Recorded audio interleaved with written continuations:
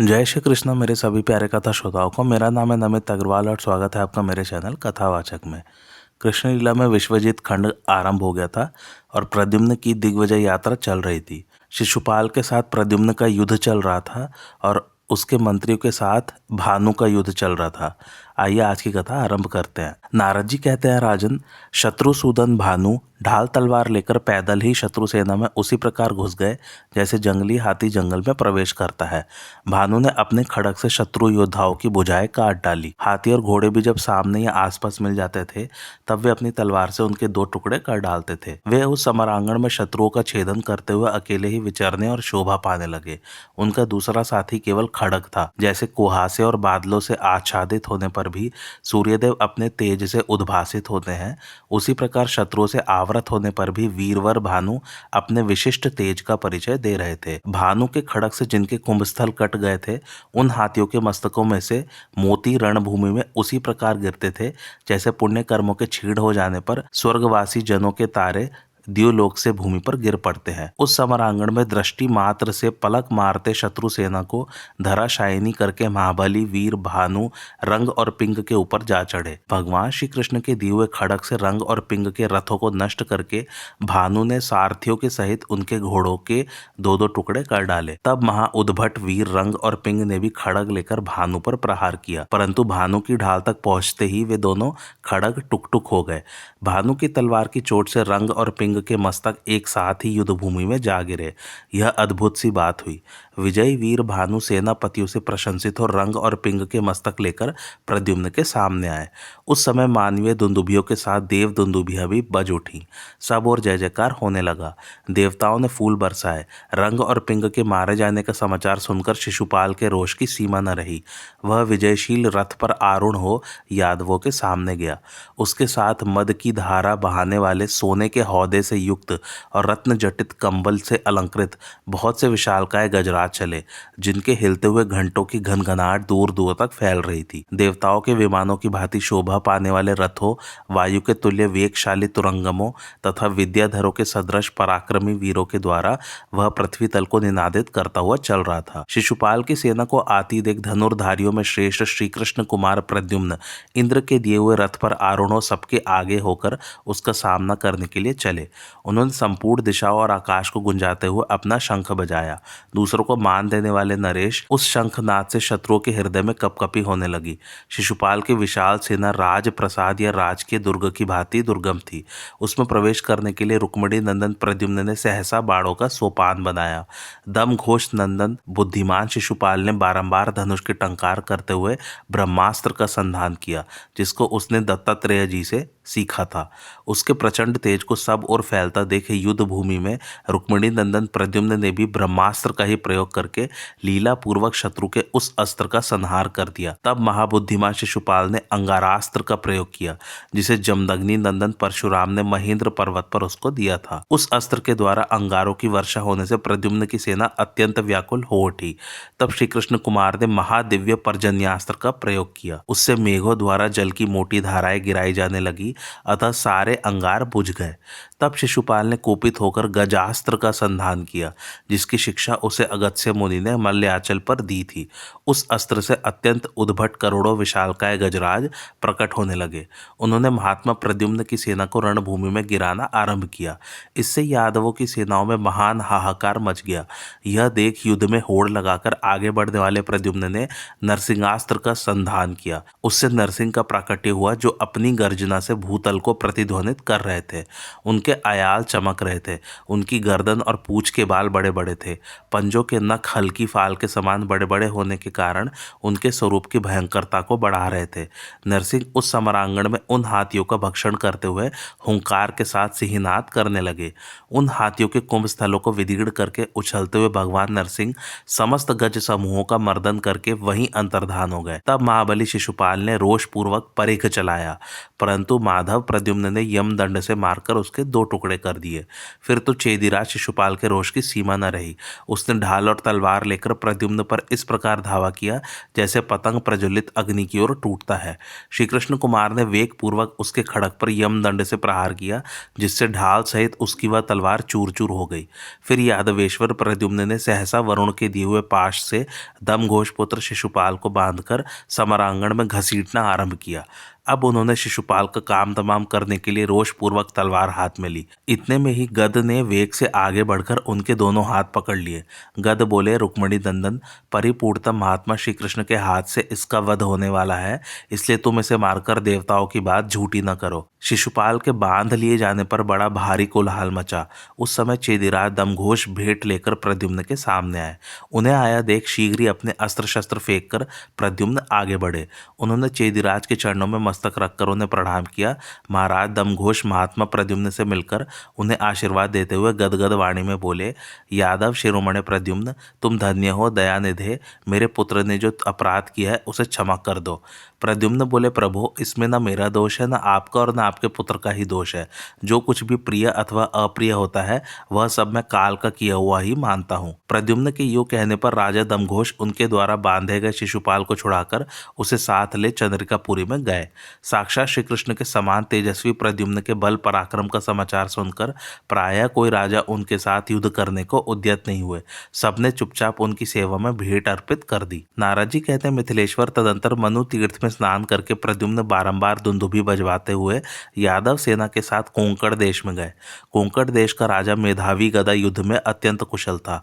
वह मल्लयुद्ध के द्वारा विपक्षी के बल की परीक्षा करने के लिए अकेला ही आया। उसने सेना सहित प्रद्युम्न से कहा, यादवेश्वर, मुझे गदा युद्ध प्रदान करो, प्रभो मेरे बल का नाश करो। प्रद्युम्न बोले, हे मल, इस भूतल पर एक से बढ़कर एक बलवान वीर है, अतः तुम अपने बल पर घमंड न करो। भगवान विष्णु की माया बड़ी दुर्गम है। हम लोग बहुत से वीर यहाँ एकत्र हैं और तुम अकेले ही हमसे युद्ध करने के लिए आए हो। महामल, यह अधर्म दिखाई देता है, अतः इस समय लौट जाओ। मल्ल बोला, जब आप लोग बलशाली वीर होकर भी युद्ध नहीं कर रहे हैं तो मेरे पैरों के नीचे से होकर निकल जाइए, तभी अब यहाँ से लौटूंगा। उस मल्ल के यो कहने पर समस्त यादव पुंगव वीर क्रोध से भर गए। तब उसके देखते देखते बलदेव जी के छोटे भाई बलवान वीर गद गदा लेकर सामने खड़े हो गए। फिर वह भी सबके सम्मुख गदा उठाकर खड़ा हो गया। उस महाबली मल्ल ने गद के ऊपर एक बड़ी भारी गदा फेंकी। गद ने उसकी गदा को हाथ में थाम लिया और अपनी गदा उसके ऊपर दे मारी। गद की गदा से आहत होकर वह पृथ्वी पर गिर पड़ा और मुख से रक्त वमन करने लगा। अब उसने युद्ध की इच्छा त्याग दी। तदंतर कोंकणवासी मेधावी ने श्रीहरि के पुत्र प्रद्युम्न को प्रणाम करके कहा, मैंने आप लोगों की परीक्षा के लिए यह कार्य किया था। आप तो साक्षात भगवान ही हैं। कहाँ आप और कहाँ मुझ जैसा प्राकृत मनुष्य। मेरा अपराध क्षमा कीजिए, मैं आपकी शरण में आया हूँ। यो कहकर भेंट देकर और श्रीहरि के पुत्र को नमस्कार करके कोंकण देश का राजा क्षत्रिय शिरोमणि मेधावी अपनी पुरी को चला गया। कुटक देश का स्वामी मौली शिकार खेलने के लिए नगर से बाहर निकला था। उसे जाम्बवती कुमार महाबाहु सांब ने जा पकड़ा। उससे भेंट लेकर प्रद्युम्न दंडकारण्य को गए। वहां मुनियों के आश्रम देखते हुए सेना सहित श्री कृष्ण कुमार क्रमशः निर्विंध्या, पयोषणी तथा तापी नदी में स्नान करके महाक्षेत्र शूरपारक में गए। वहां से आर्या द्वैपायनी देवी का दर्शन करके ऋष्यमुख की शोभा देखते हुए प्रवर्षण गिरि पर गए, जहाँ साक्षात भगवान पर्जन्य अर्थात इंद्र नित्य वर्षा करते हैं। वहां से गोकर्ण नामक शिव क्षेत्र का दर्शन करते हुए महाबली श्री कृष्ण कुमार अपने सैनिकों के साथ त्रिगर्त और केरल देशों पर विजय पाने के लिए गए। केरल के राजा अम्बष्ट ने मेरे मुख से महात्मा प्रद्युम्न के शुभागमन की बात सुनकर शीघ्र ही उन्हें भेंट अर्पित कर दी। तब वे कृष्णावेणी नदी को पार करके अपने सैनिकों की पद धूलि राशि से आकाश में अंधकार सा फैलाते हुए तैलंग देश में गए। तैलंग देश के राजा का नाम विशालाक्ष था। वे अपने नगर के उपवन में सुंदरियों के साथ विहार करते थे। मधुर ध्वनियों से व्याप्त मृदंग आदि बाजे बज रहे थे तथा अप्सराएं उत्कृष्ट रागों द्वारा देवेंद्र के समान उस राजा के सुयश का गान कर रही थी। उस समय सुंदरी रमणी रानी मंदार मालिनी ने धूल से व्याप्त आकाश की ओर देखकर राजा से कहा, रानी के बिंबोपम अरुण ओष्ठ सूख गए थे। मंदार मालिनी बोली, राजन, आप सदा विहार में ही रत रहने के कारण दूसरी किसी बात को नहीं जानते हैं। दिन रात अत्यंत कामावेश के कारण चंचल बने रहते हैं, और मैं भी आपके मुख पर छिटकी हुई अलकों की सुगंध पर लुभाई भ्रमरी होकर कभी यह न जान सकी कि दुख क्या होता है।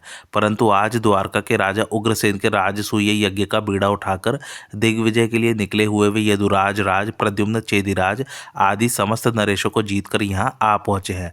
दुंदुभियों की धुंकार ध्वनि सुनिए, उसके साथ हाथियों के चीत्कार और फुदकार की ध्वनि भी मिली हुई है। शत्रुओं के कोदंड की टंकार प्रलय काल के गर्जन तर्जन का कोलाहल प्रस्तुत कर रही है। शंबर शत्रु प्रद्युम्न के पास तुरंत भेंट भेज दीजिए। इन भागती हुई भूप सुंदरियों की ओर देखिए, इनके बंधे हुए केश पाशों से फूल झड़ गए हैं। ये श्रमजल की वर्षा कर रही हैं और वन में प्रवेश करने के कारण इनके केशों के श्रृंगार बिगड़ गए हैं, स्पष्ट प्रतीत नहीं हो रहे हैं। पत्नी की बात सुनकर राजा विशालाक्ष अत्यंत प्रसन्न हो भेंट सामग्री लेकर प्रद्युम्न के सामने आए। उनके द्वारा पूजित और सम्मानित हो धनुर्धरों में श्रेष्ठ साक्षात प्रद्युम्न पंपा सरोवर तीर्थ में स्नान करके वहां से महाराष्ट्र की ओर चल दिए। महाराष्ट्र के राजा विमल विष्णु भक्त थे। उन्होंने बड़े भक्ति भाव से श्री कृष्ण कुमार प्रद्युम्न का सब प्रकार से पूजन किया। इसी प्रकार कर्नाटक के राजा सहस्त्रजित स्वयं ही बहुत सी भेंट सामग्री लेकर आए और महात्मा प्रद्युम्न को अर्पित करके उन्होंने कल्याण के लिए उन परम प्रभु जगदीश्वर शंबरारी का पूजन किया। जैसे योगी देह से होने वाले विषय भोगों पर विजय पाने की चेष्टा करता है, उसी प्रकार साक्षात भगवान प्रद्युम्न यादवों के साथ करुष देश को जीतने के लिए गए। वहां महारंगपुर में परम बुद्धिमान राजा वृद्ध शर्मा रहते थे, जो वसुदेव की बहन श्रुत देवा के पति थे। उनका पुत्र दंतवक्र श्री कृष्ण का शत्रु कहा गया है। उसने भी शिशुपाल की भांति कुपित हो यादवों के साथ स्वयं युद्ध करने का विचार किया। यद्यपि माता पिता ने उसे मना किया, तथापि दैत्यों के प्रति अनुराग रखने वाले उस दैत्य ने मैं यादवों को मार डालूंगा इस प्रकार अपना क्रोध प्रकट किया। वह लाख भार की बनी हुई भारी गदा लेकर प्रद्युम्न की सेना के सामने अकेला ही युद्ध करने के लिए गया। दंतवक्र के शरीर का रंग काला था, वह कोयले के पहाड़ सा जान पड़ता था। उसकी जीभ लपलपाती रहती थी और रूप बड़ा भयंकर था। वह 10 ताड़ के बराबर ऊंचा था। मस्तक पर किरीट, कानों में कुंडल तथा वक्ष पर सोने के कवच से विभूषित वह करुष राजकुमार करधनी की लड़े पहने हुए था। उसके चंचल चरणों में नुपुर बज रहे थे। वह अपने वेग से पृथ्वी को कपाता, पर्वतों तथा वृक्ष को गिराता और अपनी गदा के प्रहार से शत्रुओं को काल के गाल में भेजता हुआ यमराज के समान दुर्जय प्रतीत होता था। समरांगण में दंतवक्र को उपस्थित देख समस्त यादव भय से थर्रा उठे। उसके आते ही महान कोलाहल मच गया। प्रद्युम्न ने उसके ऊपर बारंबार धनुष की टंकार करती हुई 18 अक्षौहिणी विशाल सेना भेजी। जैसे हाथी किसी पर्वत पर चारों ओर से टक्कर मारते हो, उसी प्रकार समस्त यादवों ने बाड़ों, फरसों, शतघ्नियों तथा भुशुंडियों से दंतवक्र पर प्रहार करना आरंभ किया। दंतवक्र ने अपनी गदा से रणभूमि में बहुत से उत्कट गजराजों के कुंभ स्थल विदीर्ण करके उन्हें मार गिराया। किन्हीं हाथियों को, जो किंकड़ी जाल से निनादित, सांकलों से सुशोभित, हौदों से अलंकृत और चंचल घंटों के रणकार से युक्त थे, उसने पांव पकड़कर उठा लिया और जैसे हवा रुई को दूर उड़ा ले जाती है, उसी प्रकार आकाश में 100 योजन दूर फेंक दिया। वह दैत्यराज किन्हीं किन्हीं हाथियों की सूंड पकड़कर आकाश में घुमाता और उन चिंगाड़ते हुए गजराजों को विभिन्न दिशाओं में फेंक देता था। किन्हीं हाथियों की पीठ की हड्डियों पर, किन्हीं की कांखों में, उभय पार्श्वों में पैरों से आक्रमण करके वह दैत्य कालाग्नि रुद्र की भांति शोभा पाता था। वह वीर सारथी, घोड़े, ध्वजा और महारथियों सहित रथों को आकाश में उसी तरह उछाल देता था जैसे आंधी कमलों को उड़ा ले जाती है। उसने घोड़ों और पैदल सैनिकों को भी बलपूर्वक उठाकर आकाश में फेंक दिया। बहुत से महाबली राजकुमार ऊपर या नीचे मुंह किए शस्त्रों तथा रत्नमय केयूरों सहित आकाश से गिरते हुए तारों के समान प्रतीत होते थे और मुंह से रक्त वमन कर रहे थे। उस दैत्य पुंगव ने अपनी गदा से यादव सेना को उसी प्रकार मत डाला जैसे भगवान श्रीवरा ने प्रलय काल के समुद्र को अपनी दंष्ट्रा से विशुद्ध कर दिया था। नारद जी कहते हैं, तब श्री कृष्ण के 18 महारथी पुत्रों ने मिलकर महाबली दंतवक्र को छत विछत कर दिया। घायल हुआ दंतवक्र रक्तधारा से रंजित हो उसी प्रकार अत्यंत शोभा पाने लगा जैसे महावर के रंग से रंगा हुआ कोई ऊंचा महल सुशोभित हो रहा हो। उसने शत्रुओं के प्रहार को कुछ भी नहीं गिना। कृतवर्मा ने समरांगण में उसे बाढ़ समूहों द्वारा घायल किया। सात्यकी ने तलवार से चोट पहुंचाई और अक्रूर ने उस महाबली वीर पर शक्ति से प्रहार किया। रोहिणी नंदन सारण ने उसके ऊपर कुठार से आघात किया। रणदुर्मत दंतवक्र ने भी सात्यकी को गदा से चोट पहुंचाई। कृतवर्मा को हाथ से और अक्रूर को लात से मारा तथा सारण को भुजाओं के वेग से आहत कर दिया। अक्रूर, कृतवर्मा, सात्यकी और सारण, ये चारों वीर आंधी के उखाड़े हुए वृक्षों की भांति मूर्छित होकर पृथ्वी पर गिर पड़े। तदंतर जांबवती कुमार सांब ने उसकी गदा लेकर गदा के ऊपर अपनी गदा रखकर उससे दंतवक्र को मारा। दंतवक्र ने गदा फेंक दी और जांबवती कुमार सांब को पकड़कर दोनों भुजाओं से रणमंडल में गिरा दिया। तब सांब ने भी उठकर उसके दोनों पैर पकड़कर उसे भूपृष्ठ पर दे मारा। वह एक अद्भुत सी बात हुई। दंतवक्र उठकर उस समय अट्टहास करने लगा। उसकी आवाज से 7 लोकों और पातालों सहित समूचा ब्रह्मांड गूंज उठा। सहस्त्रों सूर्यों के समान तेजस्वी और सहस्त्र घोड़ों से जुते हुए पताका मंडित दिव्य रथ पर आरूढ़ होकर आए हुए धनुर्धरों में श्रेष्ठ प्रद्युम्न की ओर देखकर दंतवक्र ने यह कठोर बात कही। तुम समस्त यादव, वृष्णिवंशी और अंधकवंशी लोग स्वल्प शक्ति वाले तुच्छ रणभूमि से भागे हुए और युद्ध भीरू हो। राजा ययाति के श्राप से तुम्हारा तेज भ्रष्ट हो गया है। तुम राज्य भ्रष्ट और निर्लज हो। मैं अकेला हूँ और तुम बहुसंख्यक हो। तथापि अधर्म मार्ग पर चलने वाले तथा धर्मशास्त्र की मर्यादा को विलुप्त करने वाले तुम नराधमों ने मेरे साथ युद्ध किया है। तुम्हारा पिता श्री कृष्ण पहले नंद के पशुओं का चरवाहा था। वह ग्वालों की झूठन खाता था, किंतु आज वही यादवों का ईश्वर बना बैठा है।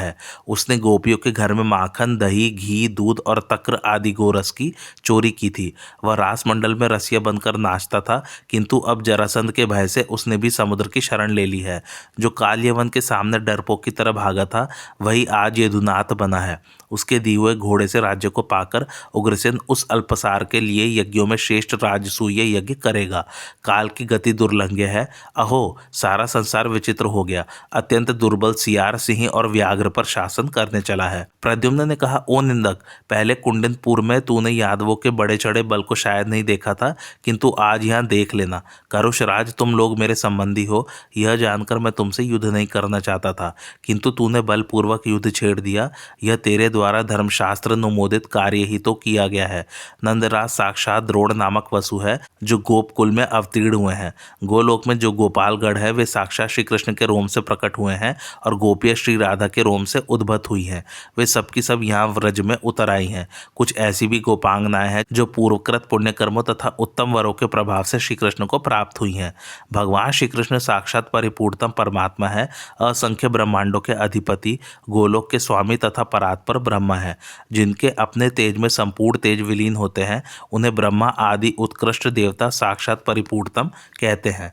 पूर्व काल में जो चक्रवर्ती राजा मरुत थे, वे ही श्री कृष्ण के वरदान से यादवराज उग्रसेन हुए हैं। तू निरंकुश और महामूर्ख है, जो महान गुणशाली महापुरुष की निंदा करता है। जैसे सिंह गीदड़ की आवाज पर ध्यान नहीं देता, उसी प्रकार महाराज उग्रसेन अथवा भगवान श्री कृष्ण तेरी बकवास पर कोई विचार नहीं करेंगे। प्रद्युम्न की ऐसी बात सुनकर मदमत्त दंतवक्र एक भारी गदा लेकर उनके रथ पर टूट पड़ा।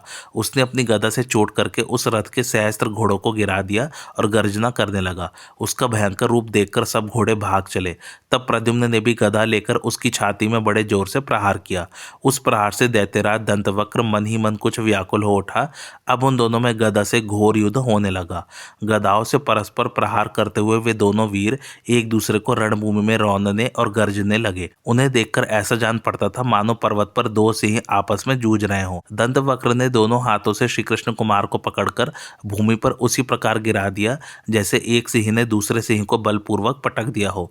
प्रद्युम्न ने भी उठकर बलपूर्वक उसके दोनों हाथ पकड़ लिए और भुजाओं द्वारा घुमाकर उसे पृथ्वी पर दे मारा। प्रद्युम्न के प्रहार से वह रक्त वमन करता हुआ पृथ्वी पर गिर पड़ा। उसकी हड्डियां चूर चूर हो गई, शरीर शिथिल हो गया, उसे मूर्छा आ गई। वह आकृति से घबराया हुआ प्रतीत होने लगा। दंतवक्र इंद्र के वज्र से आहत हुए पर्वत की भांति भूपृष्ठ पर सुशोभित हो रहा था। उसके शरीर के धक्के से समुद्र सहित पृथ्वी हिलने लगी। दिग्गज विचलित हो उठे, तारे खिसक गए और समुद्र कांपने लगे। उसके गिरने के धमाके से तीनों लोगों के कान बहरे हो गए। उसी समय करुषराज महात्मा वृद्ध शर्मा रानी श्रुतदेवा के साथ महारंगपुर से वहां आ पहुंचे। वे यादवों के साथ सुंदर ढंग से संधि करना चाहते थे। वे शंबर शत्रु प्रद्युम्न को भेंट देकर पुत्र को साथ ले संधि करके यदुपुंगवों से पूजित हो पुनः महारंगपुर को चले गए। नारद जी कहते हैं, राजन, दक्षिण सागर में स्नान करके यादवराज प्रद्युम्न वहां से सेना सहित उशीनर देश को जीतने के लिए आए, जहां ग्वालों की मंडली के साथ कोटि कोटि भव्य मूर्ति वाली गाय विचरती और चरती हैं। कुशीनर देश के लोग दूध पीते और गोरे रंग के मनोहर रूप वाले होते हैं। वे मक्खन की भेंट लेकर प्रद्युम्न के सामने गए। उनसे पूजित होकर प्रद्युम्न ने प्रसन्नता पूर्वक उन्हें हाथी, घोड़े, रथ, रत्न, वस्त्र और भूषण आदि बहुत धन दिया। कुशीनर की राजधानी चंपावती नामक पुरी मणि और रत्नों से संपन्न थी। वह राजाओं से उसी प्रकार शोभा पाती थी जैसे सर्पों से भोगवतीपुरी। चंपावती के स्वामी वीर राजा हेमांगद शीघ्र ही भेंट लेकर आए। उन्होंने श्री कृष्ण कुमार प्रद्युम्न को प्रणाम किया। उनसे संतुष्ट होकर प्रद्युम्न ने उन्हें केसर युक्त कमलों की माला दी और सहस्त्र दलों की शोभा से संपन्न एक दिव्य कमल भी अर्पित किया। तदंतर महाबाहु प्रद्युम्न धनुष धारण किए तथा बार बार धुंदुभी बजवाते हुए अपनी सेना के साथ विदर्भ देश को गए। कुंडिनपुर के राजा भीष्मक ने वहां पधारे हुए रुक्मिणी पुत्र को अपने घर ले आकर बहुत धन दे सेना सहित उनका पूजन किया। तत्पश्चात नाना को प्रणाम करके बलवान यादवेश्वर रुक्मिणी नंदन कुंत और दरद देशों को गए। मार्ग में मलयाचल के चंदन को स्पर्श करता हुआ समीर उनकी सेवा कर रहा था। श्रीखंड और केत की पुष्पों की गंध से भरे हुए मलयाचल पर उन्होंने मुनि श्रेष्ठ अगस्त्य का दर्शन किया, जो किसी समय महासागर को पी गए थे। श्री कृष्ण कुमार दोनों हाथ जोड़कर उन महामुनि को नमस्कार करके उनकी पर्णशाला में खड़े हो गए। मुनि ने शुभ आशीर्वाद देकर उनका अभिनंदन किया। तब श्री प्रद्युम्न ने पूछा, मुनि श्रेष्ठ, यह जगत तो दृश्य पदार्थ होने के कारण मिथ्या है, फिर सत्य की भांति कैसे स्थित है? तथा जीव ब्रह्मा का अंश होने के कारण नित्य मुक्त है, ऐसा होने पर भी यह गुणों से कैसे बंध जाता है? यह मेरा प्रश्न है, आप इसका भलीभांति निरूपण कीजिए, क्योंकि आप सर्वज्ञ, दिव्य दृष्टि से संपन्न तथा समस्त ब्रह्मावेत्ताओं में श्रेष्ठ है। अगस्त्य जी ने कहा, रुक्मिणी नंदन, तुम साक्षात परिपूर्णतम भगवान श्री कृष्ण चंद्र के पुत्र हो, तथापि मुझसे प्रश्न करते हो। तुम्हारा यह प्रश्न पूछना लीला मात्र है, क्योंकि तुम सर्वज्ञ हो। प्रभो, जैसे भगवान श्रीहरि लोक संग्रह के लिए ही कर्म करते हैं, उसी प्रकार तुम भी मनुष्यों का कल्याण करने के लिए ही विचर रहे हो। जैसे सत्य सूर्य का जल में जो प्रतिबिंब दिखाई देता है वह मिथ्या होने पर भी सत्य सा प्रतीत होता है, उसी प्रकार प्रकृति और परमात्मा का प्रतिबिंब स्वरूप यह दृश्य जगत असत होने पर भी सत्य से दृष्टिगोचर होता है। जैसे शीशे में मुख, रस्सी में सर्प तथा बालू का राशि में जल की सत्यवत प्रतीति होती है, उसी प्रकार यह सत परमात्मा देहगत सतवादी गुणों से बद्ध जान पड़ता है। अंतःकरण रूपी दर्पण में सत का प्रतिबिंब ही जीव रूप में प्रतीति गोचर होता है। शीशे में मुख आबद्ध न होने पर भी बद्ध सा प्रतीत होता है, उसी प्रकार नित्य मुक्त परमात्मा सत्वादि गुण में अंतःकरण में प्रतिबिंबित होकर बद्ध सा जान पड़ता है। प्रद्युम्न ने पूछा, ब्रह्मज्ञ शिरोमणे, जिस उपाय से दृढ़ वैराग्य प्राप्त करके देहधारी जीव कथमपि बंधन में न पड़े, वह मुझे बताइए। अगस्त्य जी ने कहा, जो विवेक का आश्रय लेकर जगत को मनोमय अर्थात मन के संकल्प मात्र से प्रकट मानकर सनातन ब्रह्मा का भजन करता है, वह परम पद को प्राप्त होता है। उस परमात्मा को जन्म, मृत्यु, शोक, मोह, बाल्य, यौवन, जरा, अहमता, मद, व्याधि का डर, सुख दुख, क्षुधा, रति, मानसिक चिंता और भय कभी नहीं प्राप्त होते, क्योंकि आत्मा निरीह, निराकार, सर्वथा अहंकार शून्य, शुद्ध स्वरूप, गुणों का आश्रय साक्षात परमेश्वर, निष्कल तथा आत्मदृष्टा है। जिसको मुनीश्वरों ने सदा पूर्ण एवं ज्ञानमय जाना है, उस पर ब्रह्मा परमात्मा को जानकर यह जीव सुखपूर्वक विचरे। जो आत्मा इस जगत के सो जाने पर भी जागता है, सबको देखता है, उस दृष्टा को यह लोक कभी नहीं देखता, कदापि नहीं जानता। जैसे विभिन्न रंगों से स्फटिक मणि कभी लिप्त नहीं होती, तथा जैसे आकाश कोठे से, अग्नि काष्ठ से और वायु उड़ी हुई धूल से लिप्त नहीं होती, उसी प्रकार ब्रह्मा गुणों से कभी लिप्त नहीं होता।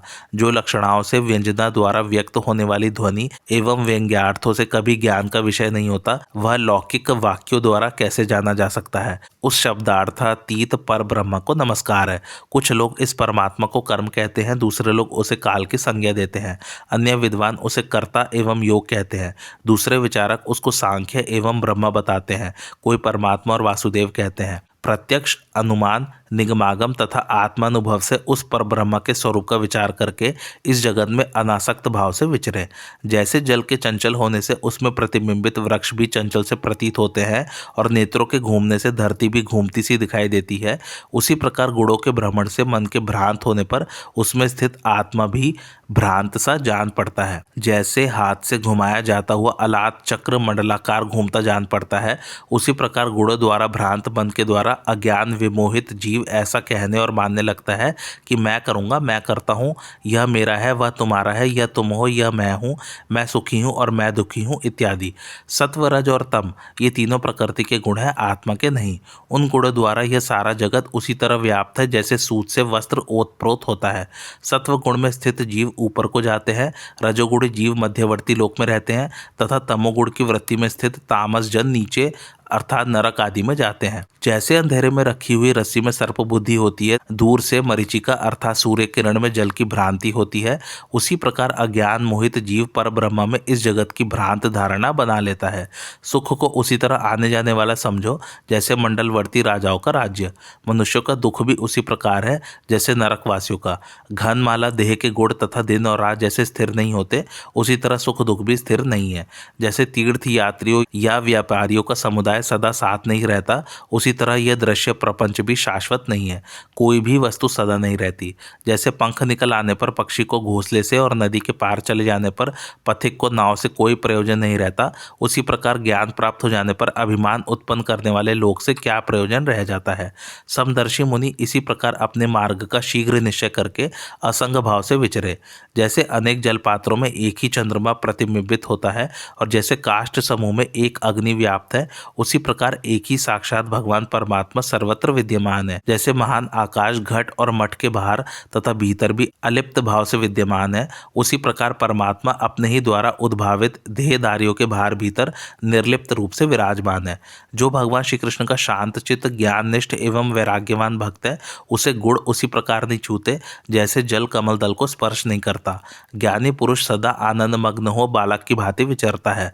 वह अपने शरीर की ओर उसी प्रकार दृष्टि नहीं रखता जैसे मदिरा पीकर मतवाला हुआ मनुष्य अपने पहने हुए वस्त्र की संभाल नहीं रखता। जैसे सूर्योदय होने पर घर की वस्तु दिखाई देने लगती है, उसी प्रकार अज्ञान को दूर करके ज्ञानवान पुरुष ब्रह्म तत्व का साक्षात्कार कर लेता है। जैसे पृथक पृथक द्वार वाली इंद्रियों से एक ही विषय अनेक गुणों का आशय प्रतीत होता है, उसी प्रकार एक ही ब्रह्म उसके प्रतिपादक शास्त्र मार्गों से अनेक सा जान पड़ता है। इस ब्रह्म को कोई परम पद कहते हैं, कोई वैष्णव धाम बताते हैं, कोई व्यापक बैकुंठ, कोई शांत, कोई परम कैवल्य तथा कोई अविनाशी परम धाम कहते हैं। किन्हीं के मत में वह अक्षर पद है, कोई उसे पराकाष्ठा कहते हैं, कोई प्रकृति से परे गोलोक धाम बताते हैं और कोई पुराण वेत्ता उसको विशद निकुंज कहते हैं। इस लोक में रहने वाला मानव उस पद को ज्ञान वैराग्य और भक्ति से प्राप्त करता है, दूसरे किसी साधन से नहीं। परम पुरुष कैवल्यनाथ परात्पर पुरुषोत्तम भगवान श्री कृष्ण चंद्र के पद को मनुष्य उपयुक्त साधनों द्वारा उन्हीं की कृपा से प्राप्त करता है और उसे प्राप्त करके भक्त पुरुष कभी वहां से लौटता नहीं। यह भागवत ज्ञान सुनकर श्री कृष्ण कुमार प्रद्युम्न ने दोनों हाथ जोड़ भक्ति भाव से नमस्कार करके महामुनि अगस्त्य जी का पूजन किया। नारद जी कहते हैं, राजन, कृतमाला और ताम्रपर्णी नदियों में स्नान करके श्री यादवेश्वर प्रद्युम्न अपने यादव सैनिकों के साथ राजपुर को गए। राजपुर का स्वामी राजा शाल्व था। वह मेरे मुंह से यादवों का आगमन सुनकर शीघ्र ही वानर राज द्विविद के पास गया। वीर द्विविद मित्र की सहायता करने के लिए उद्यत हो यादवों के प्रति मन में अत्यंत क्रोध लेकर प्रद्युम्न की सेना का सामना करने के लिए गया। वह अपने पैरों की धमक से पृथ्वी को हिला देता था। द्विविद ने अपने नखों और दांतों द्वारा पताका और ध्वज पट्टों को चीर डाला। वे ध्वज कश्मीरी शालों से आवृत, मुद्रांकित तथा स्वर्णभूषित थे। उसने रथों को ऊपर उछाल दिया, हाथियों पर वेग पूर्वक चढ़कर घोड़ों को भगाया और वह वानरोचित किलकारियों के साथ भौहें नचाकर सबको भयभीत करने लगा। इस प्रकार कोलाहल मच जाने पर धनुर्धरों में श्रेष्ठ प्रद्युम्न बारंबार धनुष की टंकार करते हुए रथ पर आरूढ़ उसके पास आ गए। मदमद द्विविद उस रथ के आसपास उछलने लगा और अपनी पूंछ से घोड़ों सहित रथ, ध्वज और छत्र को कंपित करने लगा। प्रद्युम्न ने अपने धनुष की कोटी से उसका गला पकड़कर खींचा। तब अत्यंत कुपित हुए उस वानर ने उनके ऊपर मुक्के से प्रहार किया। तदंतर प्रद्युम्न ने विधि पूर्वक धनुष पर प्रत्यंचा चढ़ाई और कान तक खींचकर छोड़े गए एक बाढ़ से द्विविद को बींध दिया।